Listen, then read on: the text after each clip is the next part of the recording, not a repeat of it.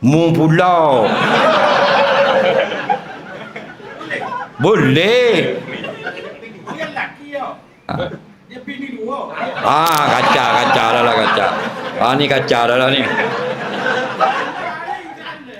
Cari pasal belakang dah ni. Bini dia tak tahu. Apa kau hukum dia? Bini tak tahu. Bini tamu tak tahu. Bini kedua tahu. Takut dua-dua tak tahu tak boleh kau. Faham? Jadi apakah hukum dia? Nikah yang kedua, soalan dia? Soalan dia, hukum lagi mana? Nipu bini ke? Ditipu bini tua. Bini tua. Lagi mana? Boleh ke tak? Boleh ke tak tipu bini tua? Bini dua, dia tak rayak ke bini tua? Dia tak rayak bini tamu tu. Tu soalan dia. Lagi mana hukum? Kita nipu ke?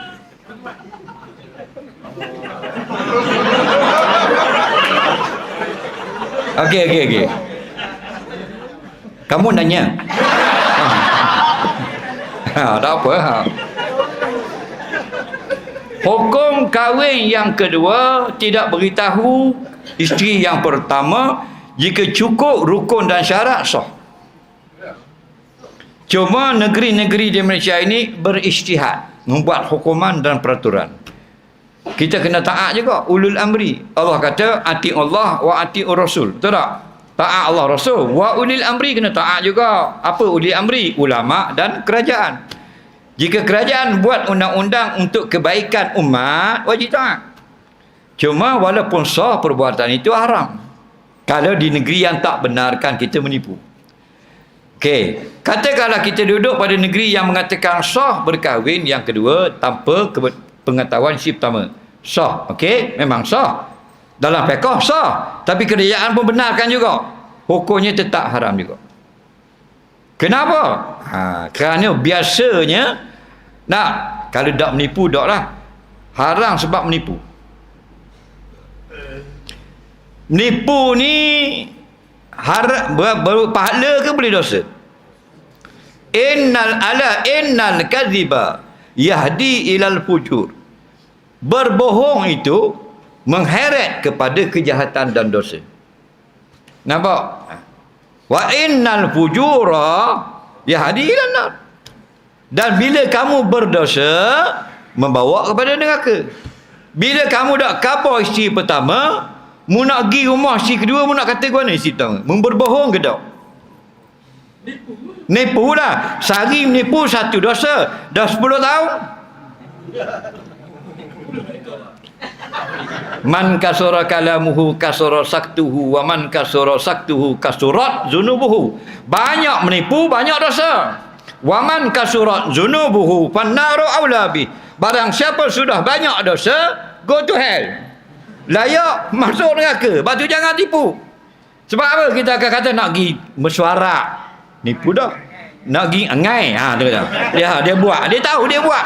Ngai.